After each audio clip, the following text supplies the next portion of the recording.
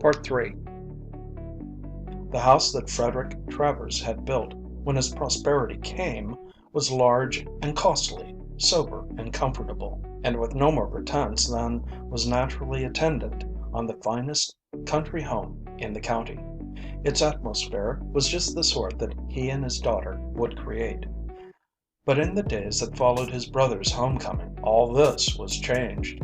Gone was the subdued and ordered repose. Frederick was neither comfortable nor happy. There was unwonted flurry of life and violation of sanctions and traditions. Meals were irregular and protracted, and there were midnight chafing dish suppers and bursts of laughter at the most inappropriate hours. Frederick was abstemious.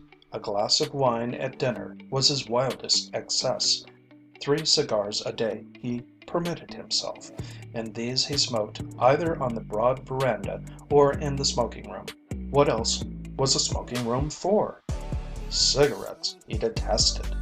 Yet his brother was ever rolling thin, brown paper cigarettes and smoking them wherever he might happen to be.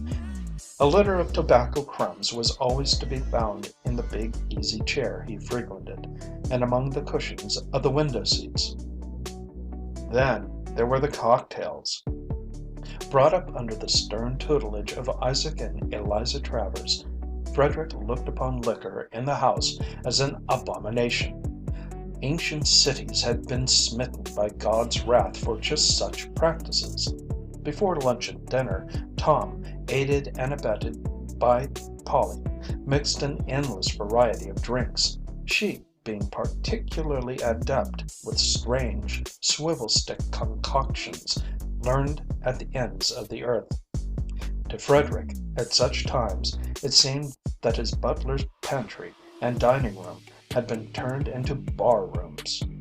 When he suggested this under a facetious show, Tom proclaimed that when he made his pile, he would build a liquor cabinet in every living room of his house. And there were more young men at the house than formerly, and they helped in disposing of the cocktails. Frederick would have liked to account in that manner for their presence, but he knew better. His brother and his brother's daughter did what he and Mary had failed to do. They were the magnets. Youth and joy and laughter drew to them. The house was lively with young life. Ever, day and night, the motor cars honked up and down the gravelled drives. There were picnics and expeditions in the summer weather, moonlight sails on the bay, starts before dawn or homecomings at midnight, and often, of nights, the many bedrooms were filled as they had never been before. Tom must cover all his boyhood ramblings, catch trout again on Bull Creek, shoot quail over Wolcott's Prairie, get a deer on Round Mountain. That deer was a cause of pain and shame to Frederick. What if it was close season? Tom had triumphantly brought home the buck and gleefully called it Sidehill salmon when it was served and eaten at Frederick's own table. They had clambakes at the head of the bay and musselbakes down by the roaring surf, and Tom told shamelessly of the halcyon and of the run of contraband, and asked Frederick before them all how he had managed to smuggle the horse back to the fishermen without discovery.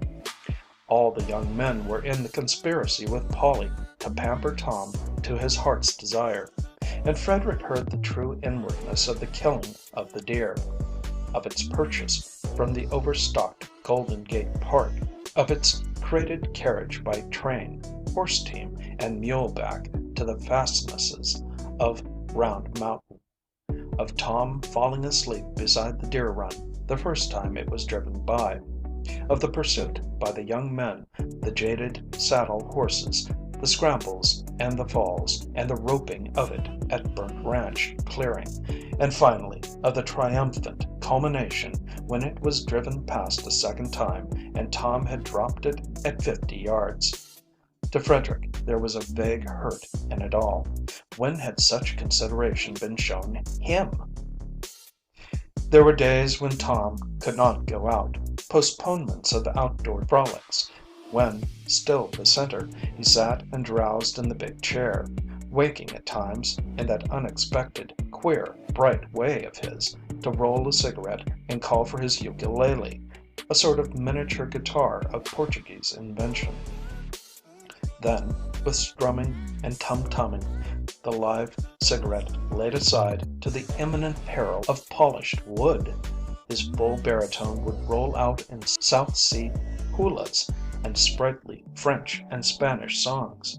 One, in particular, had pleased Frederick at first.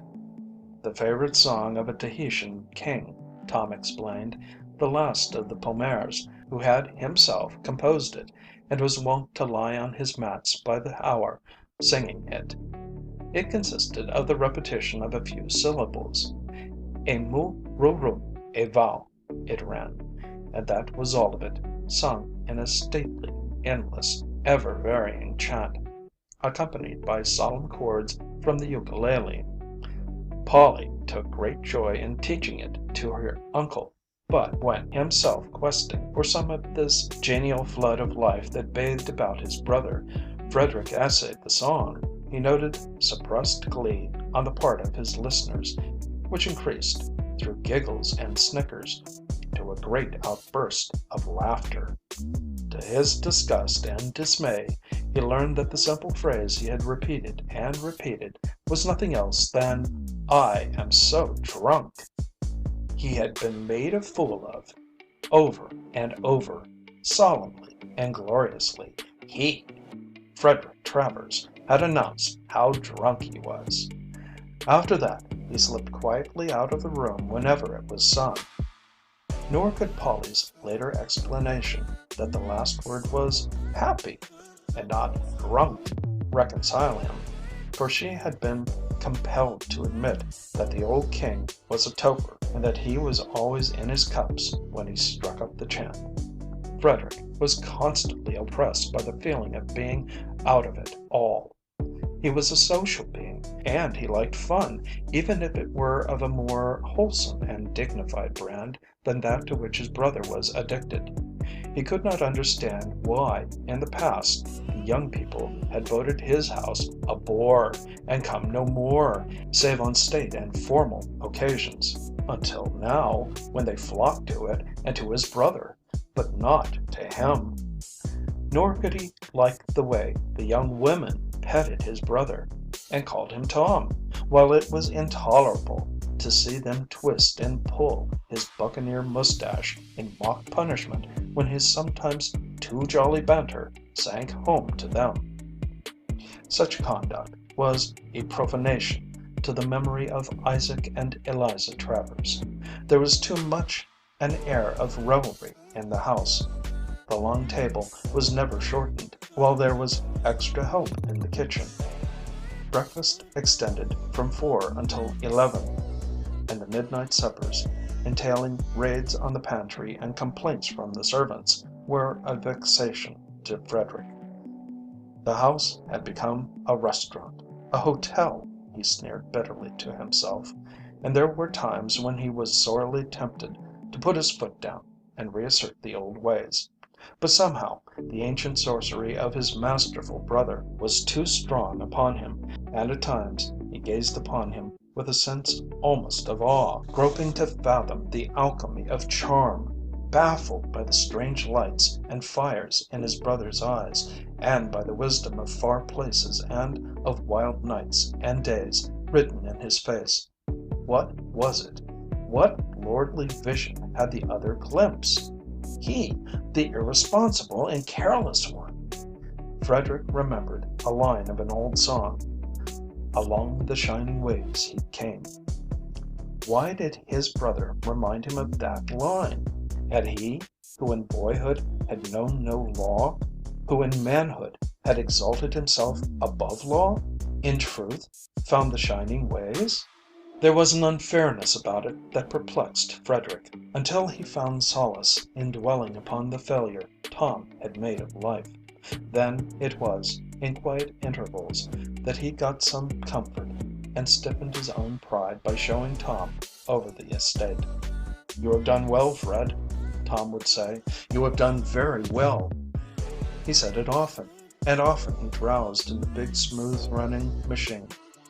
"Everything orderly and sanitary and spick and span, not a blade of grass out of place," was Polly's comment. "How do you ever manage it? I should not like to be a blade of grass on your land," she concluded, with a little shivery shudder. "You have worked hard," Tom said. "Yes, I have worked hard," Frederick affirmed. "It was worth it." He was going to say more, but the strange flash in the girl's eyes brought him to an uncomfortable pause. He felt that she measured him, challenged him. For the first time, his honorable career of building a county commonwealth had been questioned, and by a chit of a girl, the daughter of a wastrel, herself but a flighty, fly-away, foreign creature. Conflict between them was inevitable. He had disliked her from the first moment of meeting. She did not have to speak. Her mere presence made him uncomfortable. He felt her unspoken disapproval, though there were times when she did not stop at that. Nor did she mince language. She spoke forthright, like a man, and as no man had ever dared to speak to him. "I wonder if you ever miss what you've missed," she told him. "Do you ever, once in your life, turn yourself loose and rip things up by the roots? Did you ever once get drunk?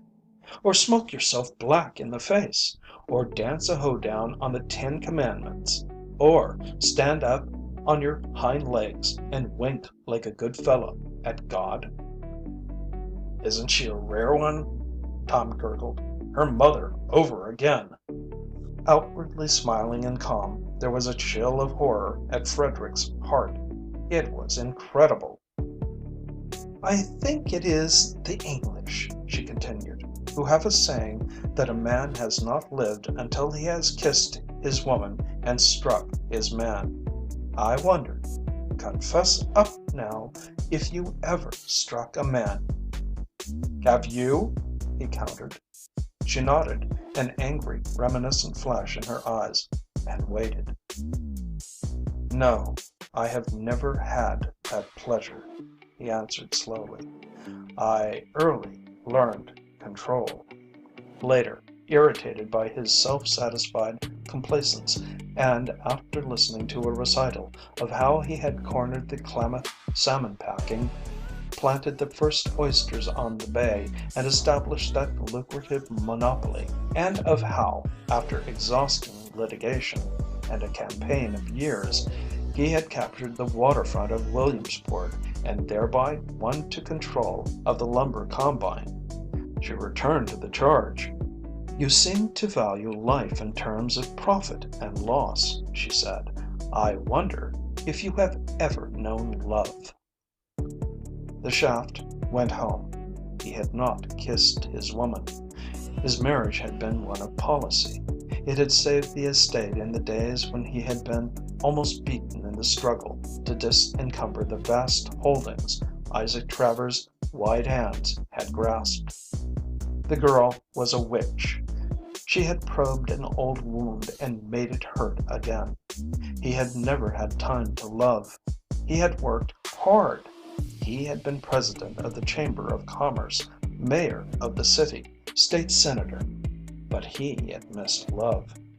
At chance moments he had come upon Polly, openly and shamelessly in her father's arms, and he had noted the warmth and tenderness in their eyes. Again, he knew that he had missed love. Wanton as was the display, not even in private did he and Mary so behave. Normal, formal, and colorless, she was what was to be expected of a loveless marriage. He even puzzled to decide whether the feeling he felt for her was love. Was he himself loveless as well? In the moment following Polly's remark, he was aware of a great emptiness. It seemed that his hands had grasped ashes until, glancing into the other room, he saw Tom asleep in the big chair, very gray and aged and tired. He remembered all that he had done, all that he possessed. Well, what did Tom possess? What had Tom done save play ducks and drakes with life and wear it out until all that remained was that dimly flickering spark in a dying body? What bothered Frederick in Polly was that she attracted him as well as repelled him. His own daughter had never interested him in that way. Mary moved along frictionless grooves, and to forecast her actions was so effortless that it was automatic. But Polly, many-hued, protean-natured, he never knew what she was going to do next. "Keeps you guessing, eh?" Tom chuckled. She was irresistible. She had her way with Frederick in ways that in Mary would have been impossible. She took liberties with him, cozened him, or hurt him, and compelled always in him a sharp awareness of her existence. Once, after one of their clashes, she deviled him at the piano, playing a mad damn thing that stirred and irritated him and set his pulse pounding wild and undisciplined fancies in the ordered chamber of his brain. The worst of it was she saw and knew just what she was doing. She was aware before he was, and she made him aware. Her face turned to look at him, on her lips a mocking, contemplative smile that was almost a superior sneer. It was this that shocked him into consciousness of the orgy his imagination had been playing him. From the wall above her, the stiff portraits of Isaac and Eliza Travers looked down like reproachful specters. Infuriated, he left the room. He had never dreamed such potencies resided in music. And he remembered it with shame. He had stolen back outside to listen, and she had known, and once more she had deviled him. When Mary asked him what he thought of Polly's playing, an unbidden contrast leapt to his mind. Mary's music reminded him of church. It was cold and bare as a Methodist meeting house. But Polly's was like the mad and lawless ceremonial of some heathen temple where incense arose and nautch girls writhed. "She plays like a foreigner," he answered, pleased with the success and oppositeness of his evasion. "She is an artist," Mary affirmed solemnly. "She is a genius. When does she ever practice? When did she ever practice? You know how I have. My best is like a five-finger exercise compared with the foolishest thing she ripples off. Her music tells me things. Oh, things wonderful and unutterable. Mine tells me 1, 2, 3, 1, 2, 3. Oh, it is maddening. I work and get nowhere. It is unfair. Why should she be born that way and not I?" Love was Frederick's immediate and secret thought, but before he could dwell upon the conclusion, the unprecedented had happened, and Mary was sobbing in a breakdown of tears. He would have liked to take her in his arms, after Tom's fashion, but he did not know how. He tried, and found Mary as unschooled as himself. It resulted only in an embarrassed awkwardness for both of them. The contrasting of the two girls was inevitable. Like father, like daughter, Mary was no more than a pale camp follower of a gorgeous, conquering general. Frederick's thread had been sorely educated in the matter of clothes. He knew just how expensive Mary's clothes were, yet he could not blind himself to the fact that Polly's vagabond makeshifts, cheap and apparently haphazard, were always all right and far more successful. Her taste was unerring. Her ways with a shawl were inimitable.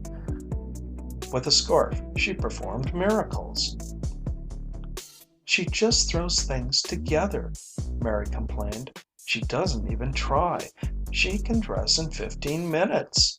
And when she goes swimming, she beats the boys out of the dressing rooms." Mary was honest and incredulous in her admiration. "I can't see how she does it." No one could dare those colors, but they looked just right on her. She's always threatened that when I become finally flat broke, she'd set up dressmaking and take care of both of us," Tom contributed. Frederick, looking over the top of a newspaper, was witness to an illuminating scene. Mary, to his certain knowledge, had been primping for an hour ere she appeared. "Oh, how lovely!" was Polly's ready appreciation. Her eyes and face glowed with honest pleasure, and her hands wove their delight in the air. "But why not wear that bow so, and thus?" Her hands flashed to the task, and in a moment the miracle of taste and difference achieved by her touch was apparent even to Frederick. Polly was like her father, generous to the point of absurdity with her meager possessions. Mary admired a Spanish fan, a Mexican treasure that had come down from one of the grand ladies of the court of the Emperor Maximilian. Polly's delight flamed like wildfire. Mary found herself the immediate owner of the fan, almost laboring under the fictitious impression that she had conferred an obligation by accepting it. Only a foreign woman could do such things, and Polly was guilty of similar gifts to all the young women. It was her way. It might be a lace handkerchief, a pink pomatum pearl, or a comb of hawksbill turtle. It was all the same. Whatever their eyes rested on in joy was theirs. To women, as to men, she was irresistible. "I don't dare admire anything more," was Mary's plaint. "If I do, she always gives it to me." Frederick had never dreamed such a creature could exist.